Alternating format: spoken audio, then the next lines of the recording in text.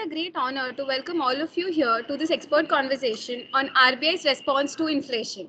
On behalf of the Institute, I cordially welcome our speaker for today, Professor Dr. Lekha Chakraborty. Dr. Lekha S. Chakraborty is a professor at NIPFP and elected member of the Governing Board of Management, IIPF Munich, the World Association of Public Finance Economists. She's the recipient of Infosys Best PhD Thesis Award from the Indian Institute of Science, Bangalore. She is a pioneer economist in institutionalizing gender budgeting in India, with Chief Economic Advisor, Ministry of Finance, Government of India in 2004. She is also a research affiliate at Levy Economics Institute of Bard College, New York. Her areas of interest are macroeconomics of public finance, fiscal federalism, extractive sector economics, financing human development, and gender budgeting. She has worked for the IMF, World Bank, the UNESCAP, the UNDP, the UN Women, and the Commonwealth Secretariat on short stints. It's an absolute honor to have you here, ma'am. Thank you for taking time from your busy schedule for taking this session. Over to you. Thank you so much. Am I audible? Yes, ma'am. Yes, ma'am, you're audible. You're audible.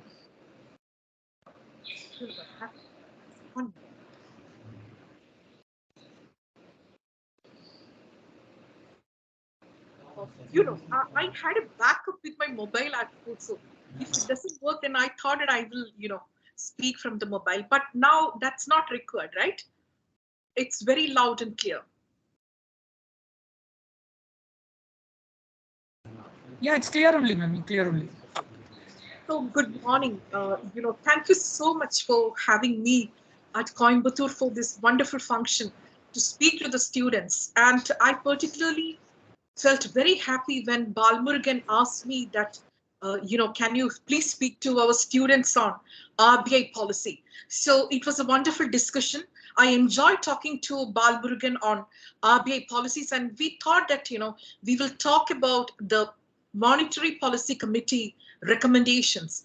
But you know what has happened, today, the RBI bulletin, the State of the Economy report is out. So I think that I will start my conversation from the State of the Economy report published by RBI. So in all the dailies, you can see in today that they have captured the highlights of the State of the Economy report, which is published today. Things are not good. The macroeconomic outlook, that's not good in the sense, whatever recovery we have, attained, that may get neutralized because of the geopolitical uncertainties now and due to the mounting inflation. Earlier than required, we have started normalization procedure also because of this mounting inflation that's happening. And this mounting inflation, that's not just confined to India. The mounting inflation is global. So there are geopolitical uncertainties because of the war in Ukraine. And we also need to understand that the policies of the Fed Reserve, that will also affect the emerging country context like, India. Our, central bank's decisions will be, adjusted to what's happening in the US Fed Reserve policies as well. So there are geopolitical uncertainties from the war, and, supply side disruptions are huge right now. The consignments are getting delayed, and, the WPI and CPI inflation is going haywire, and we have the pressure of capital flight. If you don't increase the interest rate right now, there could be capital flight if the US Fed Reserve increases, a series of increase in the Fed Reserve interest rates happen. So these are, concerns. Now, with this macroeconomic backdrop, let's unpack what exactly has been done by RBI. So in the Monetary Policy Committee report, or in the minutes, if you take a look into, you can see that the articulation of RBI is growth first, not growth first, inflation containment first, quite contrary to the earlier MPC committee decisions. So why there is a reverse in the sequence of inflation containment first and growth next? And this particular emphasis on the inflation containment this moment against the backdrop of geopolitical uncertainties, that is particularly welcome, because if we keep our policies for growth first narrative, then that is going to be inconsistent with the inflation containment procedures that we need to take this moment. So that acknowledgement by RBI that this inflation is not transient, that itself is quite welcome. But what is the method in which they have responded to the mounting inflation? If you take a look into that, they have not touched the repo rates. The repo rates are kept unchanged at 4% since May 2020. And if you look into the reverse repo rate, that is also at 3.35% since May 2020. Then what is that procedure, taken by RBI to respond to this mounting inflation? So they have looked into, or they have examined the monetary policy corridor, which we call as the liquidity adjustment facility, that LAF corridor. And that corridor was around 90 BPS. So we need to narrow that corridor. And what exactly is that corridor? That's a differential between the MSF, the marginal standing facility rate. That's a rate at which the RBI, the commercial banks can go overnight lending, and the marginal standing facility that was kept at 4.5%, and the floor was always reverse repo rate, and that was like 3.35. But now there is a change in the floor. They have changed that floor to a new tool. They have introduced a new tool called standing deposit facility. So that standing deposit facility, in which without any collateral, the commercial banks can park their excess liquidity, short-term liquidity with RBI, and that's at the rate of 3.75. So we have seen a sort of informal normalization procedure the moment RBI has gone into variable rate reverse repo at 3.99%. So we have seen that, and that was a VRRR cutoff yield rate, that was 3.99. But this official, that fixed rate reverse repo at 3.35, it's redundant. Instead of that, they have introduced a new tool, that is standing deposit rate. And this standing deposit rate is not a post-pandemic or the post-geopolitical uncertainties. It's not a post-pandemic innovation. That's what I wanted to tell, that it's not a new tool in that sense. If you take a look into the Urjit Patel Committee recommendations in 2014, based on that, in India, we have gone for this new monetary policy framework. So if you take a look into that report of Urjit Patel, you can see that this instrument, the plausibility of this instrument was, well narrated over there. But India has taken time to introduce this particular instrument, the standing deposit facility. But right now, against the backdrop of pandemic, we have gone into this reverse repo rate, in the sense, a standing deposit rate. So you can ask me the question, what happened to that 3.35 fixed rate reverse repo? That's redundant. So that's the way they have adjusted the, that LAF, the liquidity adjustment facility, that monetary corridor to, respond to the liquidity. But if you take a decision of earlier than expected normalization procedure, it's going to affect the growth recovery process. But RBI is in a bind. You can take a look into the work by Rubini. Rubini has written a very good piece on the public policy responses against the backdrop of the Russian war. And that's in the project Syndicate. It is published. So Rubini pointed out that why central bank is in a fix.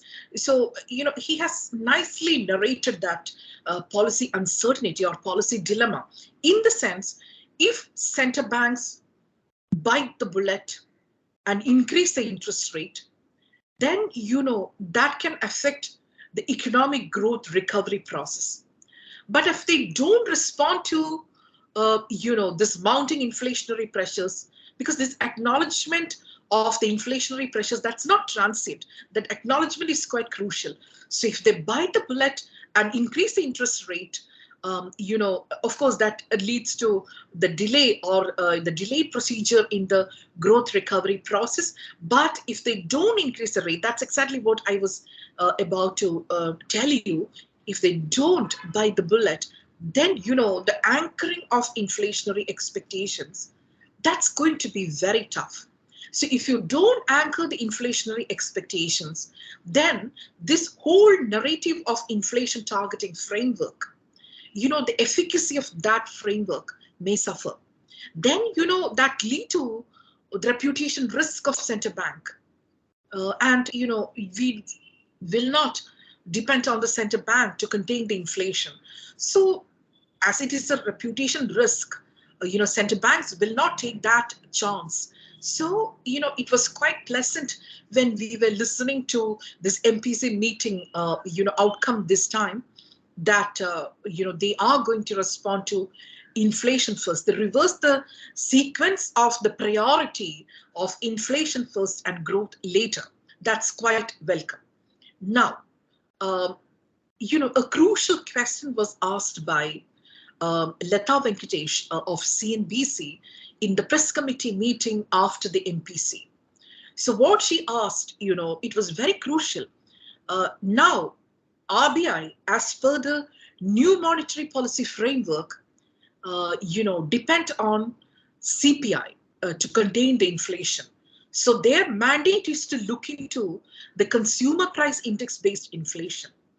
You know that there is a wide divergence between wholesale price index based inflation, that's a WPI based inflation, and CPI inflation.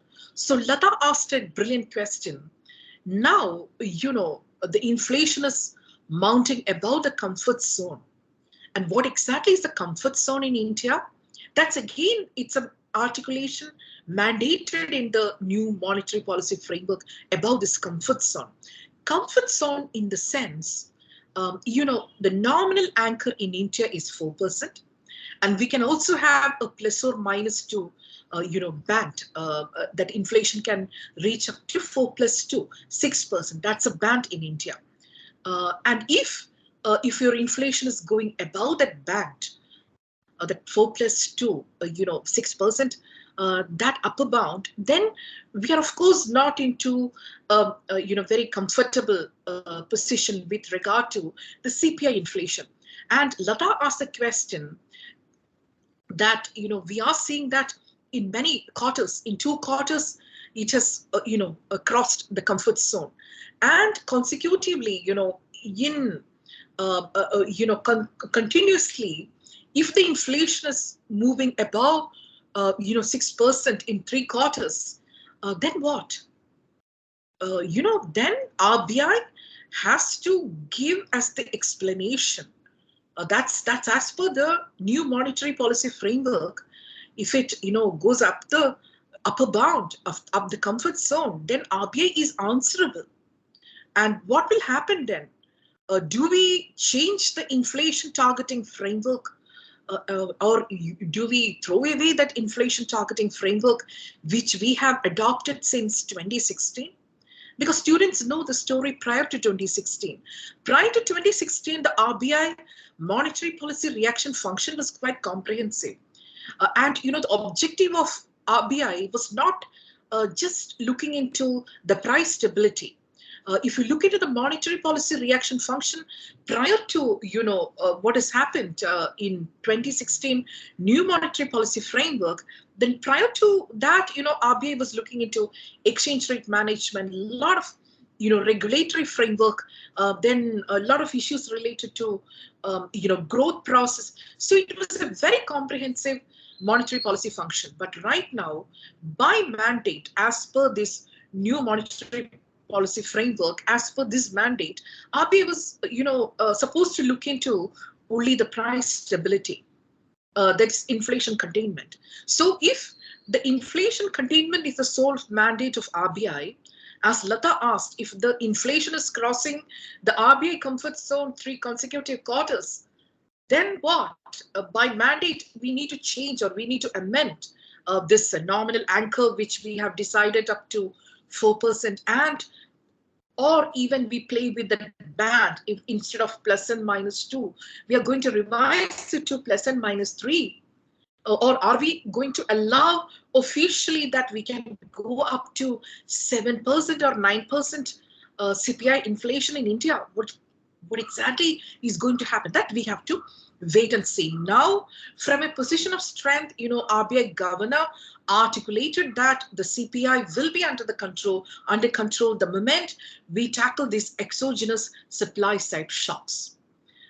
Exogenous supply side shocks that's happening mainly due to the random factors. It's beyond the control or beyond the capacity of the RBI governor to look into the global uncertainties. But using this inflation targeting framework through this inflationary expectations channel, RBI governor and this MPC members, they try to maneuver their rates to control the inflationary pressures. So that anchoring process, anchoring the inflationary expectations, that's very crucial when we talk about the inflation targeting framework and the inflation containment in India. Now, I mentioned inflation targeting quite a bit, but students may be wanting to ask me a question. What exactly is this inflation targeting framework?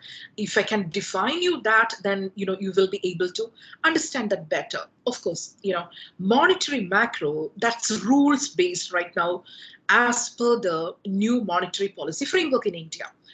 In 2016 February, Government of India and RBI entered into an agreement that we will look into the price stability using a monetary macro rules-based framework. And what exactly is that rules-based framework in India? This rates, the policy rate, we peg based on an inflation anchor and inflationary expectations, deviation from the anchor, and an output gap. What exactly is the inflationary expectations? Because students know that expectations, your expectations, my expectations about the inflation, that's quite an unobserved variable. So economists need to tackle this because it's unobserved. So there are ways to deal with unobserved variables in macroeconomics, and in RBI context, they have floated expectation survey. That's a way in which RBI capture the inflationary expectations. Now take a look into the output gap, because I mentioned this inflation targeting is you peg your policy rates based on inflation anchor and its deviation from the inflationary expectations and the output gap. So we need to know what exactly is output gap. And this output gap, that's a nightmare for macroeconomists. And economists don't know how to capture the potential output. So within the econometric limitations or methodological limitations, how economists capture the output gap or especially the potential output. So you know that in a series, if you take the GDP series, that series has got cyclicality elements and a trend component. It's a trend GDP and the cyclicality in the GDP. So what exactly is potential output?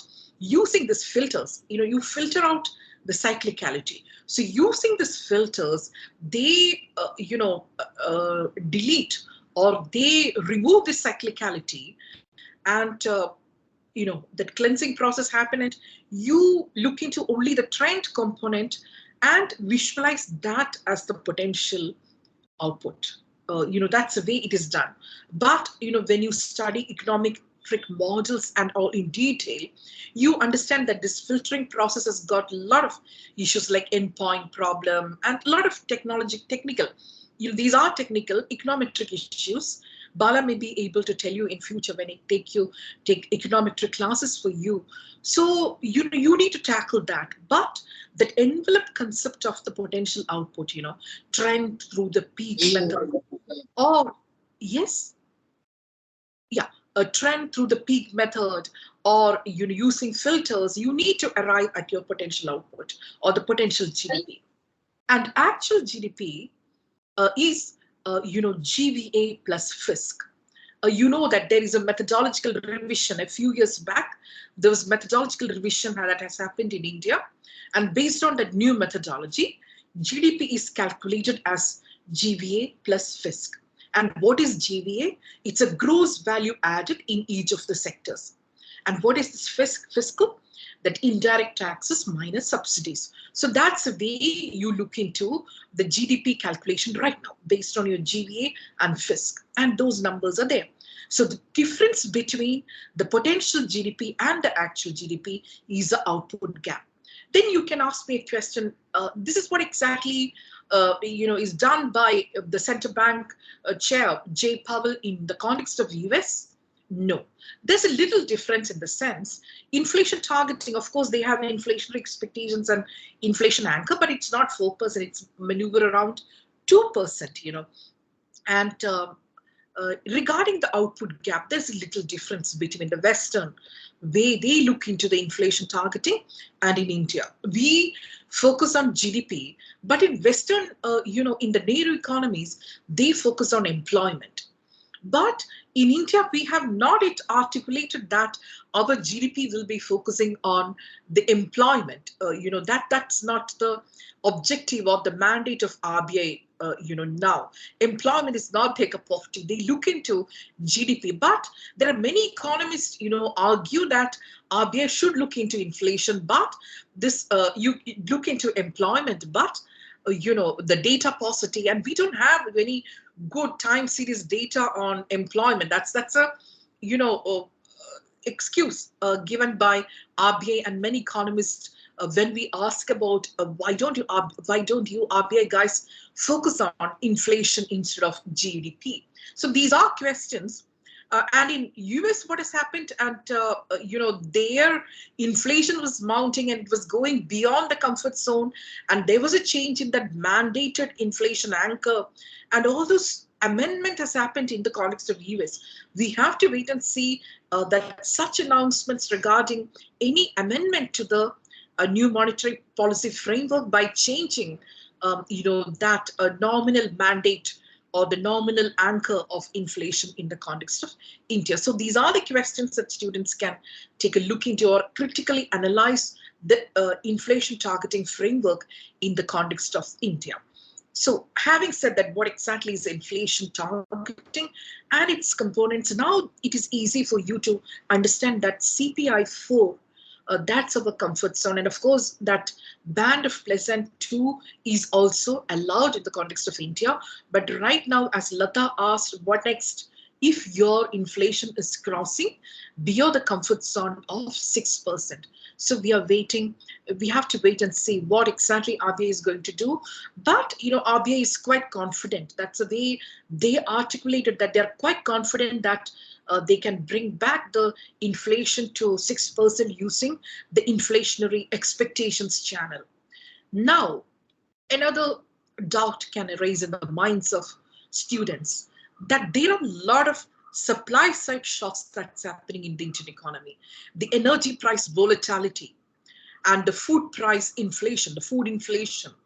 So how monsoon, if monsoon shock is there, we had it. Monsoon and inflation, that's closely correlated in the context of India. So you can see that in many models of inflation determination, this July rains data from the department, we take that data and we incorporate that data into, the inflation determination models. So what exactly is happening when inflation is not strictly a monetary phenomenon in India? When you have a thorough supply side shocks, monsoon, food inflation, fuel inflation, then how can RBI, get into this inflation targeting business, thinking that it's only monetary phenomenon?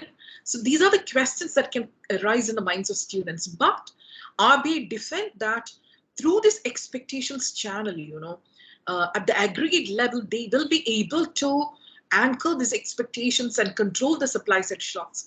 Because another question is onion prices go up. How can RBI control onion prices? there could be inflation when there is deficiency in the onion production, or when hoarding of onion happens. And how can RBI tackle the onion prices? So the answer is through this expectations channel. And the RBI's prime mandate is looking to this inflation targeting and expectations. That's quite a powerful variable. And expectations channel need to be, RBI need to, RBI should be able to maneuver or to anchor that inflationary expectations in the economy. That's way. But it's an empirical question. It's inconclusive also.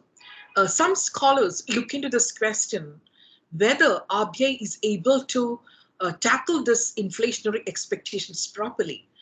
They anchor these inflation expectations properly. Is it because of anchoring the inflationary expectations that in India, for a long time, our inflation was within this band of 6%? Or is it because of something else? Because I do remember this inflation targeting framework came into being in 2016 February. And prior to that, inflation based on the CPI has gone up to the mark maybe at around 11 or something like that. So that's exactly it's what is argued by the economists, that after this new monetary policy framework, the new monetary policy, NMF, we haven't seen an inflation crossing 10% level or 11% or something like that. It was always like hovering around 6%. Then students can always retort a question back, that isn't because of the RBI's ability to anchor the inflationary expectations that after 2014 we experienced quite a bit of good inflation within that 6% band? Or is it because then those time the fuel energy price volatility was less, and if you look into that fuel price per barrel now, the assumption by the RBI when they projected the oil prices, it was like $100, $100 billion per barrel. That $100 per barrel, that $100 mark, it may cross, then the expectations and the projections about the inflation by RBI may go haywire. But that time when the inflation was under control, then that energy price volatility was also less. So is it because of that low international fuel prices that we were able to be in the comfort zone, or is it because of the powerful maneuvering or anchoring of RBI, this inflationary expectation? So these are the questions students can look into empirically, because empirical evidence is quite crucial to give very judicious feedback to RBI about their new monetary policy framework. So those kind of research inputs are welcome. RBI is open to those discussions, and sadly, this hypothesis whether inflation targeting is able to anchor inflationary expectations, that research is little inconclusive. And recently, I think Pulapre Balakrishnan of Ashoka, they announced that they have looked into this question and they're quite skeptical about this inflation targeting framework, anchoring inflation expectations. So students should be aware of RBI point of view and the scholars who came up with their empirical evidence, showing that there are concerns about this inflation targeting framework. So students should be aware of both empirical literature, the policy literature, as well as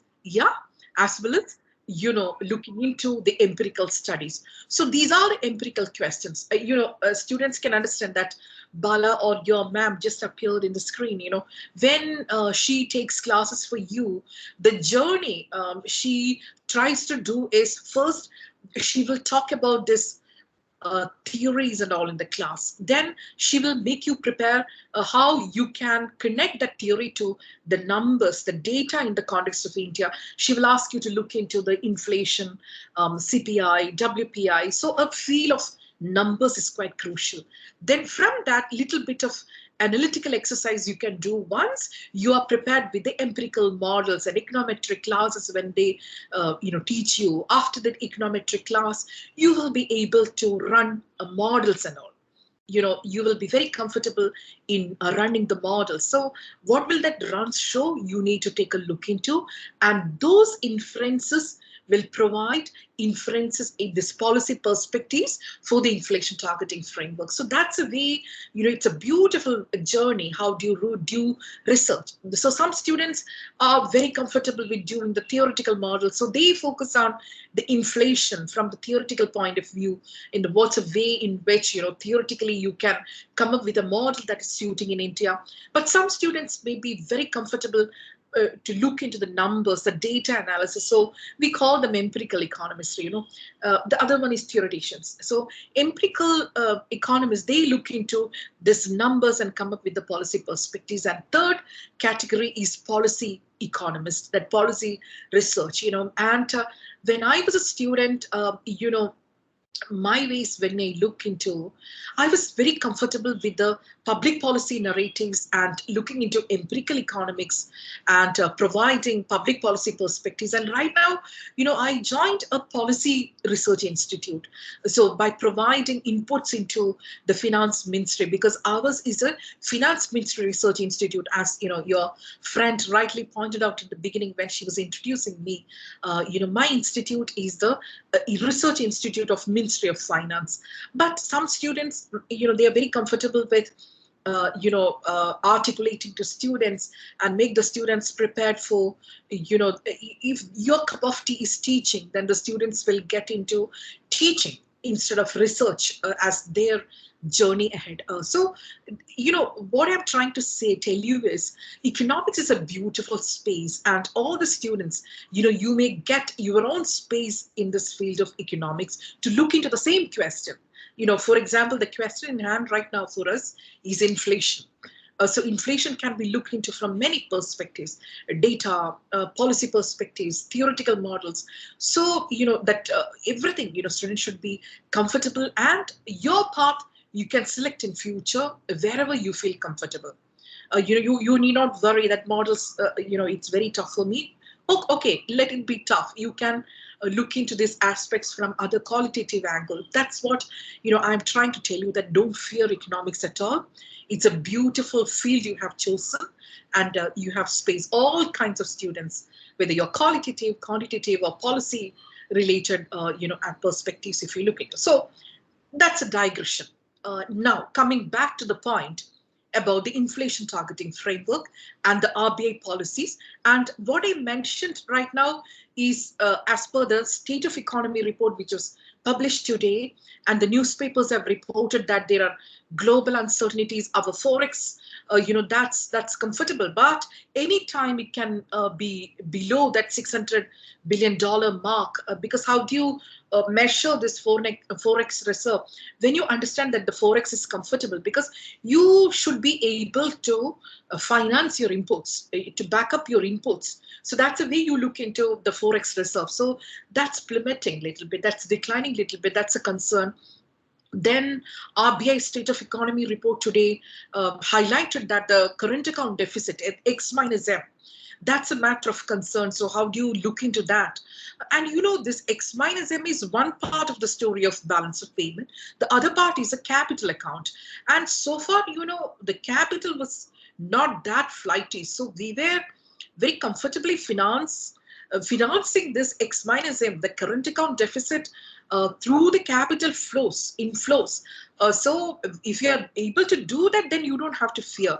But the moment the capital becomes flighty, then that's a question. That's a different question altogether. Like the way I mentioned, like if US Fed Reserve is going to increase their interest rates, and this component of the capital flows or the capital account, a part is hot, right? And the hot money responds to the interest rate differentials.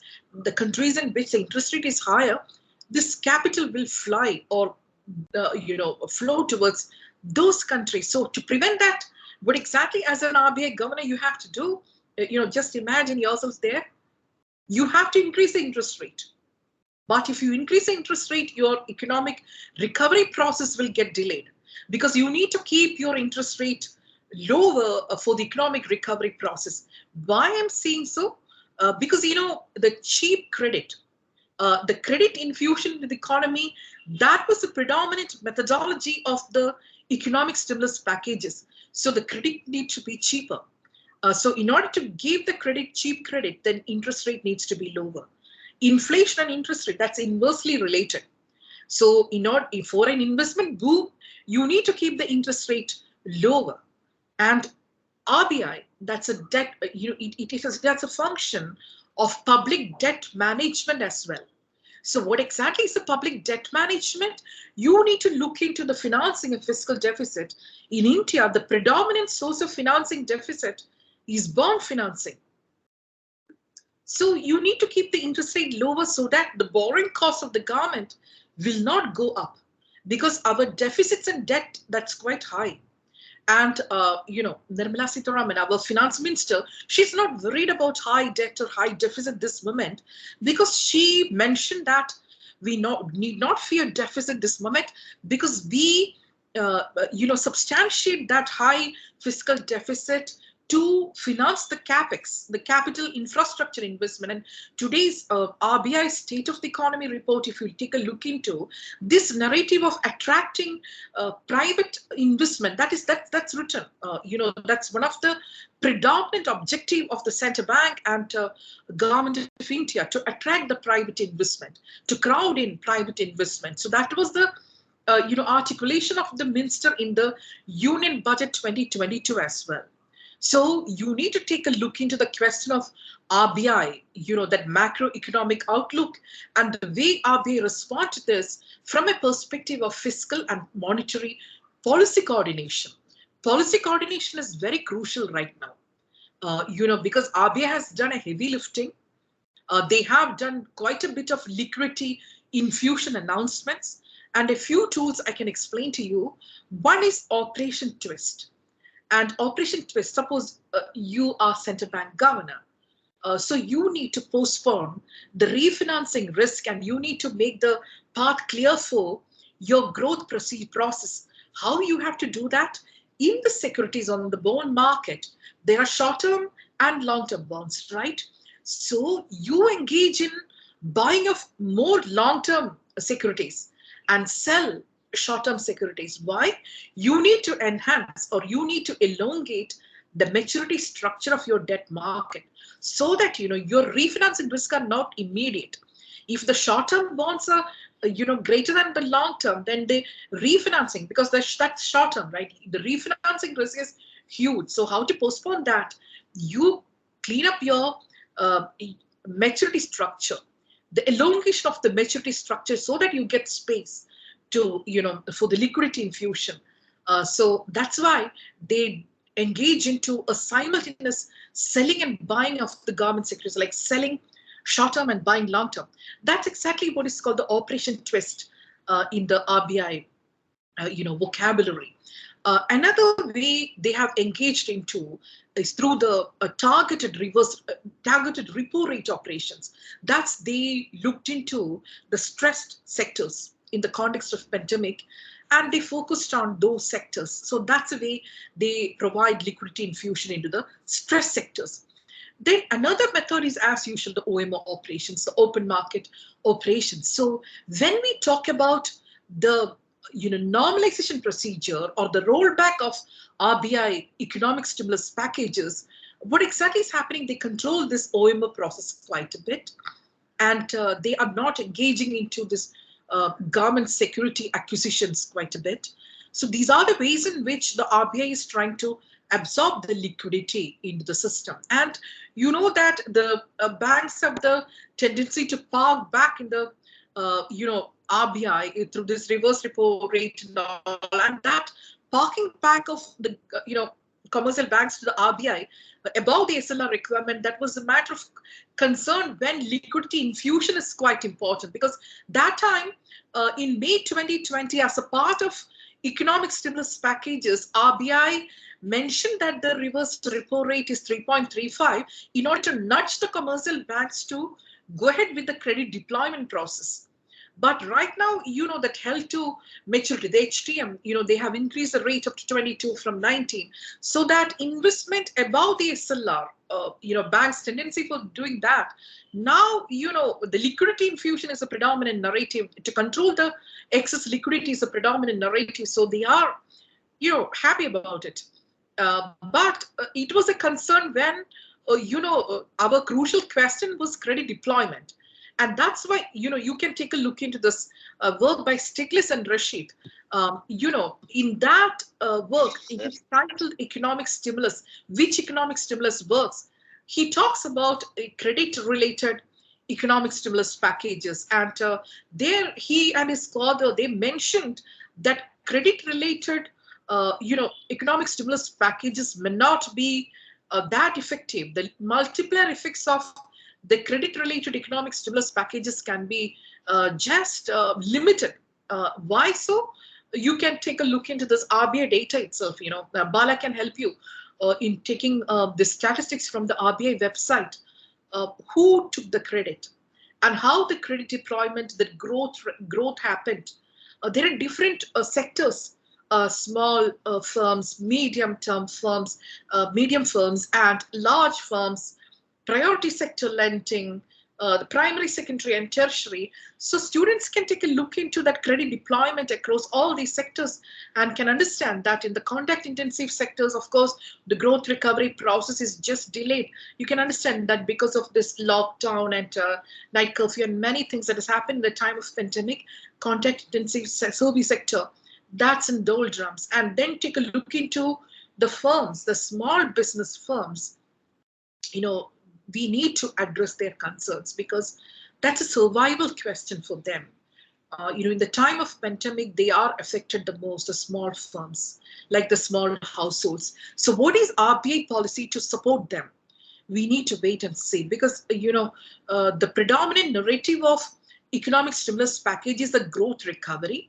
But this humanitarian crisis, you need to take a look into. You cannot say that when the growth recovers, this will automatically will be corrected. No, because some of the economic disruptions that has happened are irreversible, especially related to the small and medium firms. So we need to be very proactive in designing the economic stimulus packages for the small and medium-term business enterprises. So growth rate may show good. The women and men in the small entrepreneurs, in the small enterprises, they may access the credit which was announced as a part of, economic stimulus packages. But how do they repay? These are the questions, How do they repay if there is no demand in the economy? If the market is not stimulated? Only the supply side economics, can it, be everything? What we have to do in order to trigger the demand side of the economy so that this cycle of, the economic growth packages will be complete. Those are the questions which we need to focus right now because the demand side stimulation is quite crucial. Otherwise, men and women can engage into Ponzi finance or they take loans at a very high rate of interest from the indigenous money lenders or bad lemons in their village to repay back that good lemon, the credit deployment which is announced by RBI as a part of economic stimulus packages. So if that happens, if you just look into the repayment statistics, you may think that things are happening so good in the medium firms and the small firms. But this repayment, that's under stress and tension. And if some of your parents, some of the students can tell their stories. If their parents are into this business, they can tell the stories that how this pandemic has affected them. And, the support of the government and the RBI by giving the credit that's only in, partial. If they don't have markets or, if there is no demand for the products, then how do they repay that loan? So there are questions regarding that.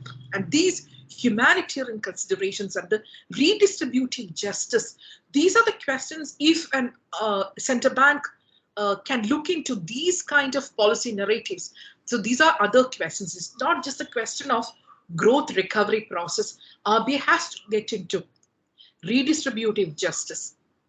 Then another crucial question in the report, today's report also, it is quite highlighted one, section on climate change commitments. And it's a huge debate. Can RBI get into those climate change commitments? Greening of monetary policy is plausible.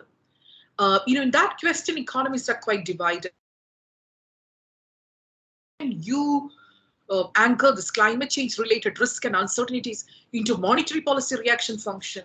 But, students can take a look into Journal of Monetary Economics. That article is written by Hansen. His arguments are related to, the reputation risk of the central bank chair if they fails to anchor the climate change related risk and uncertainties. So you don't have enough toolkits, so don't enter into this field. That's a sort of warning by many economists. But can you buy that argument? Because students can always think, my God, due to lack of toolkits, you need not look into this climate change related risk and uncertainties, because if financial stability is a matter of concern, climate change uncertainties and risk can also affect your financial instability. These are correlated. Excuse me.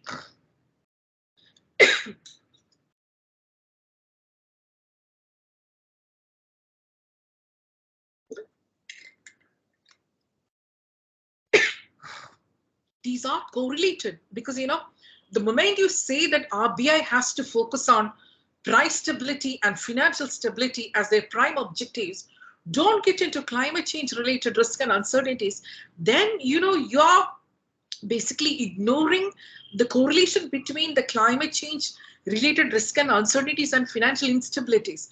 So many central banks like Bank of England, they have started a green stress test. They asked the top banks and top investors to look into the question of climate change related risk and uncertainties. So those green tests, and Christine Lagarde, the chief of European Central Bank, Christine Lagarde is quite supportive of this greening of monetary policies, because she mentioned that climate change is real and monetary policy needs to look into the uncertainties related to climate change and the climate change risk and risk and uncertainties, climate change related. Why we should be doing this? Let me tell you the other side of the story. Like Raghuram Rajan, what was his argument? When he mentioned that central banks need not look into this, his argument is, a central bank gets into this green bond and brown bond distinction, those questions, then the central bank can go little political, because these questions are political economic questions. So central bank, by mandate, can get into this political economic questions. Can they go little political when they get into this green bond and the brown bond business?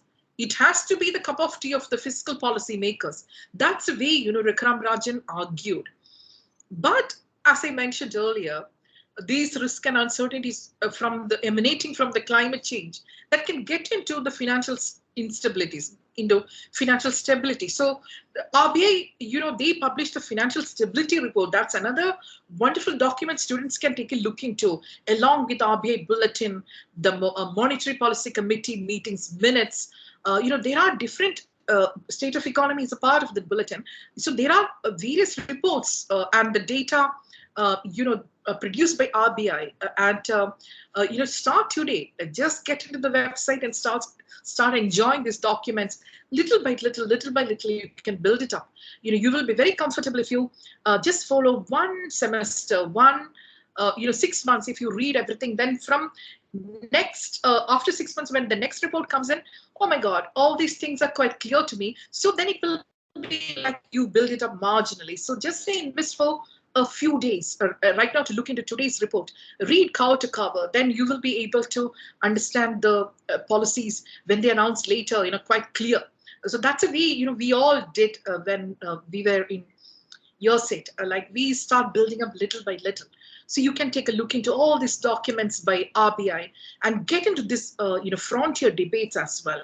Climate change, that's a frontier debate. These are new questions, like even from the fiscal policy front, our minister has announced in the budget to go ahead with the green bonds. My God, in the financing pattern of deficit, earmarking that, bond financing of deficit to a particular purpose. So that is also quite new. Yes, Bala, I got your message. Yes, that is also very new. That's getting into new frontier things like crypto, like a CBDC, like central bank, what do you call the central bank? A digital currency. So these are new areas that students can take a look into when you look into the RBI policy framework. And central bank digital currency is a digitized legal tender. And of course, the questions related to the financial integrity and data privacy are crucial. But as rightly pointed out by Barry Aiken-Green, you can take a look into his work on the digital dollar. So that mentioned about the possibility or the plausibility of financial inclusion through this digital currency. That is quite plausible. So those kind of arguments by the Janet Yellen, the Treasury Secretary of US, students can take a look into. So my final punch is RBI is in a bind. If they increase the interest rate, then the growth recovery process will be slowed down. But if they don't increase the interest rate, then how do they respond to this capital flight that's happening because of that's hot money, because of the high interest rate, announcements from the US Fed Reserve and mounting inflation due to this geopolitical situation, the war in Ukraine, because of this energy price volatility, we need to increase the interest rate to respond to the mounting inflation. And final point is the financialization of savings will get affected if the interest rates are lower, because people don't get the money they deposit also, because you have to understand the negative real rate of interest. As I mentioned, your inflation is now mounting to above 6%. The interest rate is only 4%. So the real rate of interest, that is nominal interest rate minus inflation, that's 4 minus 6, that's 2. That's negative interest rate. Can you understand the implication of a negative interest rate or a zero bound interest rate is a liquidity trap. Negative interest rate is, it affects the financialization of savings. So this is a dilemma. On one side, growth recovery process and earlier than expectation normalization will affect that. On the other side, your geopolitical uncertainties and, capital flight and the financialization of savings and the mounting inflation. So now you can understand why the RBI is in a fix and what exactly RBI governor will do. We have to wait and see, but you can connect to him. You can connect that this concern or this policy uncertainty is real about the rates. And thank you so much. Over to you, Bala, and the students. If you have quick questions, next 10 minutes, if you can, ask me the questions, then we can quickly take that questions and I can come in the end and respond to the questions. Over to you. Thank you so much.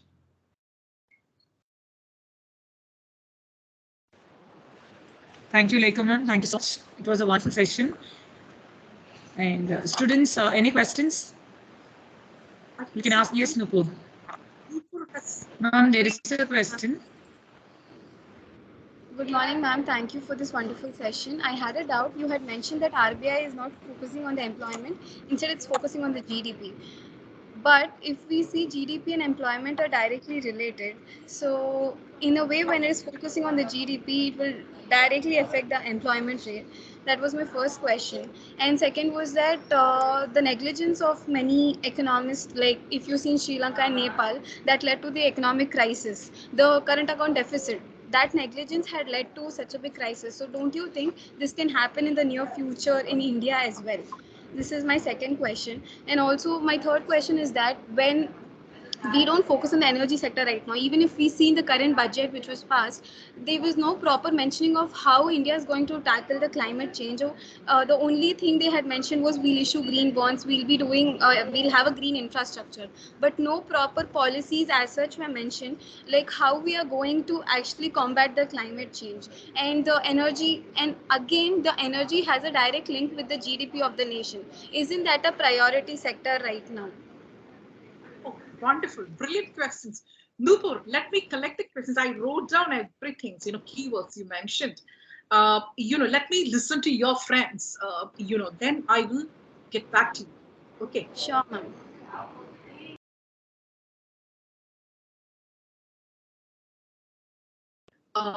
Suganthamani, I thought that you have a question because you, yeah, go ahead.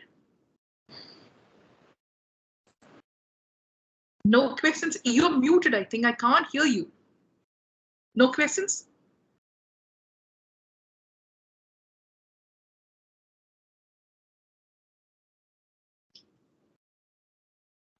Okay. I'll definitely ask you later. I'll just give to students now. Sure. Okay. It was, oh, sorry. Students. Okay. I didn't know that. Yeah, no issues, no issues. Ma'am, also another question. Yeah, okay. You put, okay, go ahead. Yeah. Ma'am, like since World Bank had said that financial inclusion is the enabler of 17 sustainable development goals. So since you were mentioning that credit creation in the economy should be efficient and it should be accessible to the people, don't you think the increase in the financial inclusion from the grassroots levels, especially the focus on the rural areas and the most displaced population, will actually affect the credit creation in the economy and the availability of finance to the people? Sure, that's a brilliant question. I'll get back to you. Yeah.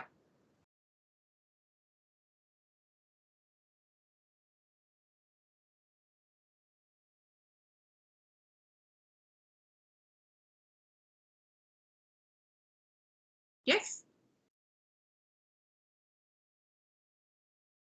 Any questions in the chat box? Ma'am, I think there are no more questions, so I think you can answer for Nupur's question. Okay, Bala, I'll go ahead. So, Nupur, these are brilliant questions, let me begin with that output gap you mentioned. Of course, output gap is based on GDP in the context of India, but in the context of Western economies, that's Nehru, it's employment. But you rightly mentioned that GDP and employment is correlated. But, I can respectfully disagree with you because there is jobless growth also can happen, right? Because GDP per se, it does not translate into better employment as well. So, in that way, if you're focusing on GDP, the growth or the employment generation, that's not, one-to-one. That's why, in the time of pandemic also, um, you know, uh, growth recovery process, that was a narrative. We were not focusing on the employment generation at all. And employment has, declined like anything in the time of pandemic. So there are questions related to, you targeting employment, how effective that can be. And also, what is the difference between targeting the growth, the GDP, and the employment. And that is exactly what you mentioned later when you asked the questions. You came and asked me about the sustainable human development goals, and you said it like, ma'am, if you're just focusing on the growth recovery process and if you don't focus on the growth plus agenda, especially against the backdrop of the sustainable development goals about that redistributive justice, then what exactly is done by the center bank? So you yourself has answered it that it is very important to look into the macro framework beyond the economic growth paradigm. So you need to push that frontier towards sustainable human development and incorporating the elements related to the human development or the humanitarian crisis aspect. So that exactly is the theoretical paradigm we talk about. The moment we ask you to focus on employment as well. But of course, there are a lot of constraints, positives in looking into this question, as you mentioned. And now, you rightly, Ma'am, yeah. regarding that point you had mentioned, you told that GDP and you don't agree on that fact. But recently, according to the economic survey data, also they had mentioned that the recovery of the economy was due to the logistics and the supply chain. Due to that only, our economy could recover during the pandemic time. So I am according to Oken's law that employment and GDP are correlated. So I still need clarification on the fact that why GDP cannot lead to increase in the employment now. Yes, that's I will give you a series of references through Bala, through the articles, to tell you that why jobless growth happens, and we need to refute the argument by the economic survey that if they mention, I need to take a look into that, but you read that thing that it is correlated, so we tackle the GDP, then the employment will be naturally increasing. But that's not the case, because if you take a look into the data also, employment has come down. And why jobless growth happens? The growth can happen, but that could be jobless. And jobless growth by definition is there's a lag in the process of jobs picking up to the GDP growth. So why did jobless growth happen? So there are good work papers on that, and that I can give you and make you convinced about why jobless growth happens. But jobless growth is a reality, and GDP and employment, these are not closely correlated. And now you ask me another clarification or another question. I'm enjoying this debate, Nupur. So you asked me that, ma'am, it's all supply chain disruptions. It's because of the consignments delay. It's because of the contact intensive sectors are closed. So these are transient. So why we should be bothered about that? Because these exogenous supply shocks, once they are corrected, then we get our growth recovery process, because this is transient. And globally, this was argument of central bank chair, or even our central bank governor believed that these are supply side shocks and it will go off, tapering off in the process. But right now, the global uncertainty is mounting, and there are instabilities in the financial market. Against this backdrop, you think that no, growth first, inflation next. So we will focus on the growth recovery process. We need not look into the inflation containment process right now. If they sequence their priorities like growth first and inflation later, then things would have gone out of hand. And these inflationary expectations, once they get into this wage price spiral, everything, then inflation will be difficult to control in future. So that's why there was a reverse in the priorities by the central bank governor right now to look into inflation containment first, by not thinking that these are transient. These are supply chain disruptions, and we need not worry about it all, and it's transient in nature. So that's exactly. Again, I have a doubt, ma'am. Ma'am, you were mentioning about the expectations channel. Since the acknowledgement of inflation will actually disrupt the expectation of the people, that will actually lead to the disruptions in the economy. If we are acknowledging that there is an inflation in the economy, and if we are taking policies in the same way, that is going to affect the way in which people invest and the way in which we are going to take forward our policies. So don't you think the mere acknowledgement of inflation is actually creating problems in the economy? And in the name of inflation, we are printing more currency, we are devaluating our currency in respect to the US dollars. This is what has happened in Sri Lankan economy. So I had a doubt in that. Good, Nupur. I will explain to you where you got mixed up, and where you have clarity. I will tell you. Uh, you know, uh, you rightly mentioned that we acknowledge there is inflation, and that gets into the inflationary expectations channel.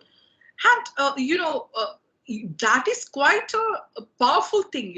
That's what the way RBI thinks, that if they can, if these inflationary expectations, they can channel through the inflation expectations channel and play with that, their nominal anchor of inflation, or that inflation targeting framework, that itself, the way they can control the inflation. So that's a positive way. If they are acknowledging that there is inflation, because ignoring inflation, then the expectations channel is quite all right. But acknowledging inflation can derail the inflationary expectations channel. No, because from a position of strength, they can see that, we acknowledge inflation, and through the inflationary expectations channel, now we need to take a policy perspective positively.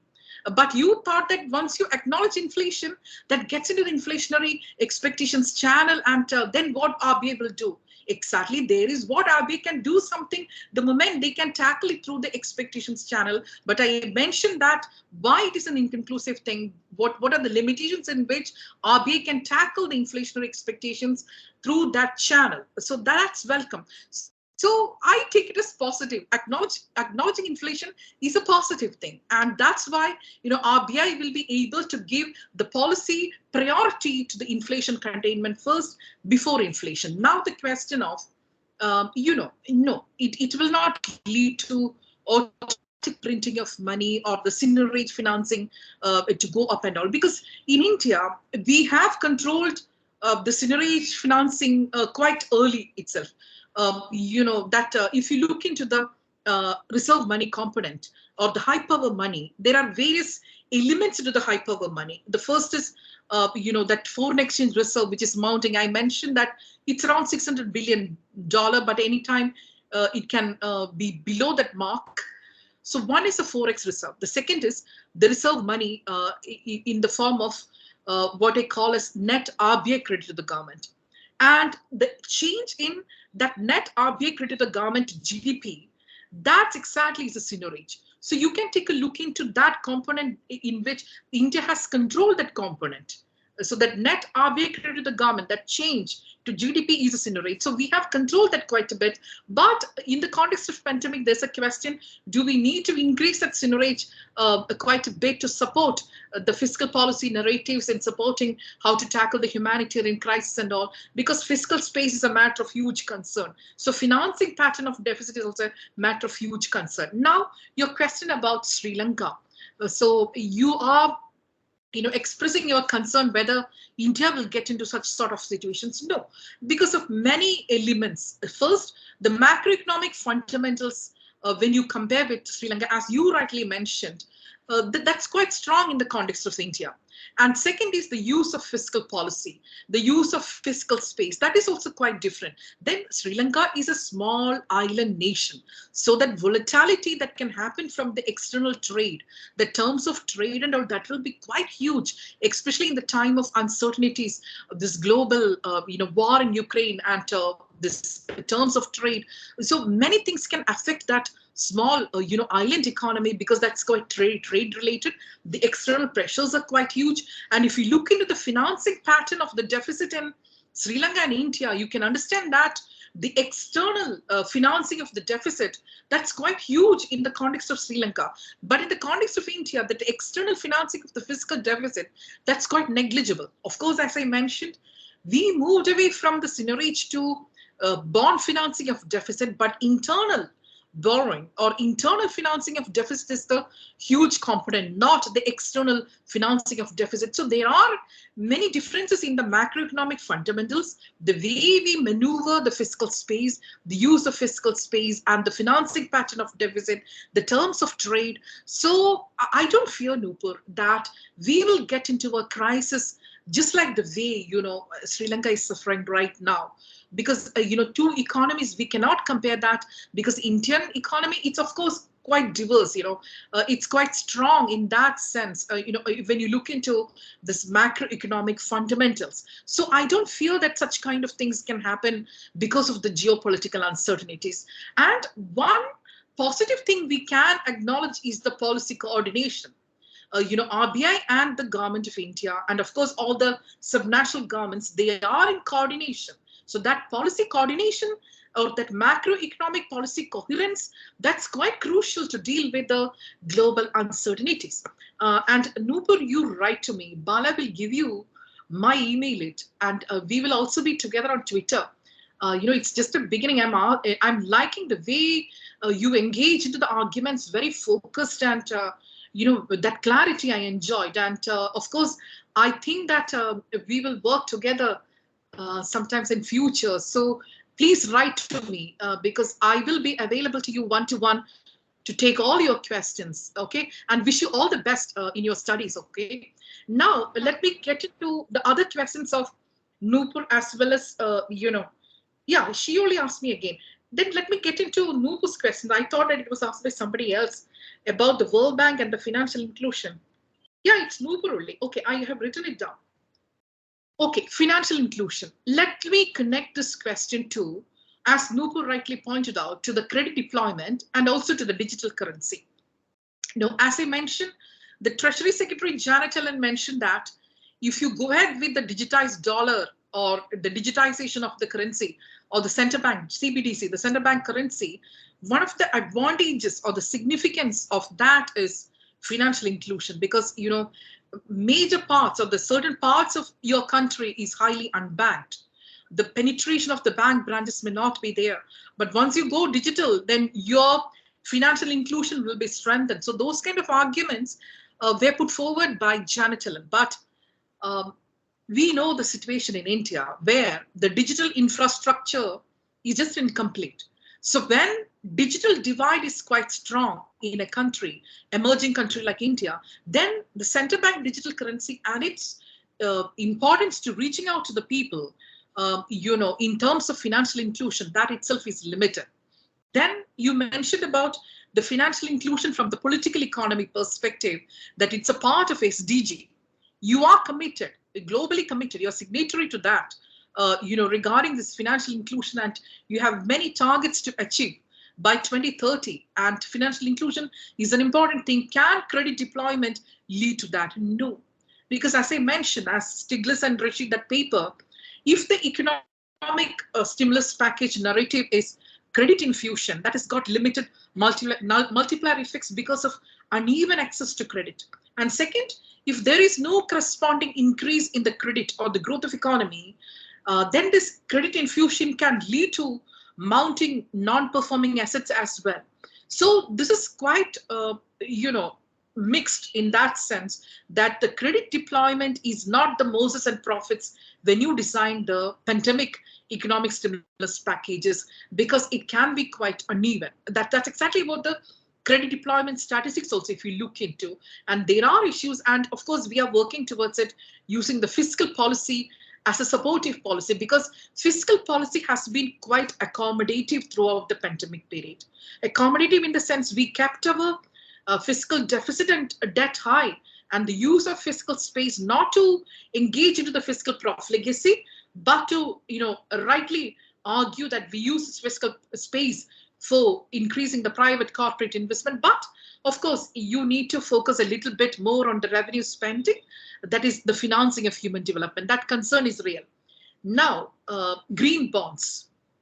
That's the final point I would love to take. The energy sector, infrastructure, like you mentioned rightly, that there is an earmarking of our sovereign bonds to climate change commitments through bonds, green bonds.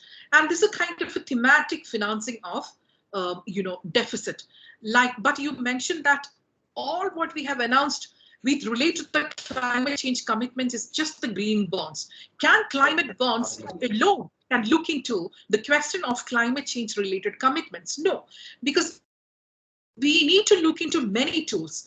And in India, ecological fiscal transfer was a powerful fiscal policy tool to look into the climate change commitments. In the sense, in the intergovernmental fiscal transfer mechanism, in that formula-based transfer of the tax, or the tax transfers to the subnational governments, because here the principle of subsidiarity is quite crucial, because the quality of environment is a cup of tea of the subnational governments as well, and they need to have a fiscal space to look into the climate change commitments. And this intergovernmental fiscal transfer is quite crucial, the ecological fiscal transfers. And that was there, like in the terms of reference, climate change was a part of the finance commissions. In the finance commission transfers, climate change was a part of criteria of the intergovernmental fiscal transfers. So that's one way. Green bond is another way. Then now national adaptation communication. I am part of that to Government of India. So I am privy to many discussions related to the National Adaptation Commission. To wait and see that what government of India is going to do with relate to the budget, whether we will start a public financial management tool like climate responsive budgeting, incorporating the mitigation, adaptation, and the loss and control. Many components are there to it. So will we announce a very transparent an accountability process with relate to the climate change commitment? So these are bigger questions, as you rightly mentioned, that these are that just transition towards net carbon emissions zero, that just transition, that framework, as Nupur mentioned, it's a broader framework, and just the announcement of green bonds, that rupee denominated bonds, or the masala bonds, or whatever it is, that sovereign bonds, that alone cannot tackle this climate change commitment, risk related or the uncertainty related commitments. Green bonds is just one among many tools. I do acknowledge that point. I think I have answered all the questions asked by Nupur, and over to you, Shuganta ma'am. Over to you. Thank you so much, Nupur, and we can take up the rest of the questions over a cup of tea. You come to Delhi. Thank you so much.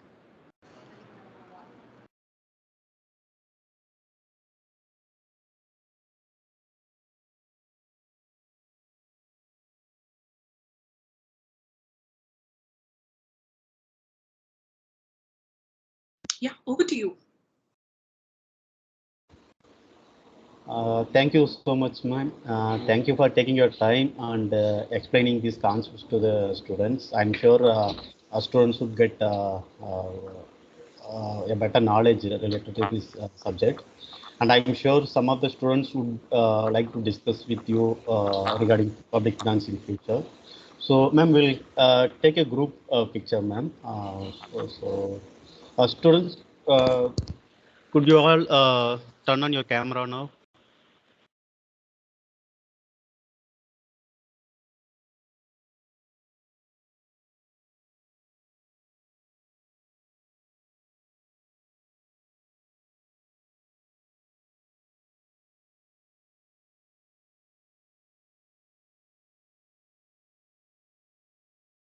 Oh, it's wonderful to see all your faces. You should have kept it on from the beginning. It's so wonderful.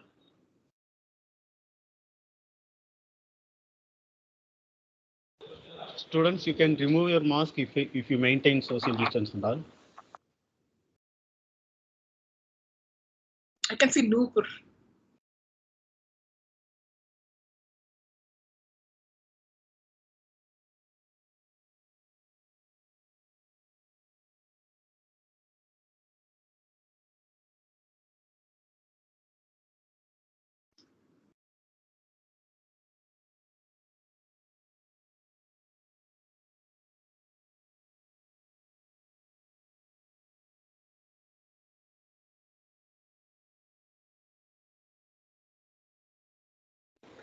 Students, look at the camera.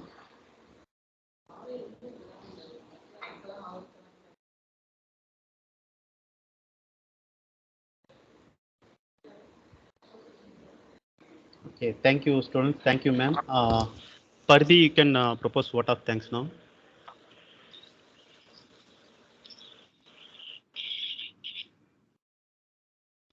Yes, sir. On behalf of the School of Economics, I deem it an honor to propose the vote of thanks today. Thank you so much, ma'am. Today's session has provided us a clear understanding about the procedures taken by RBI to control inflation and also the importance of framing empirical questions in order to tackle the inflationary crisis in an economy.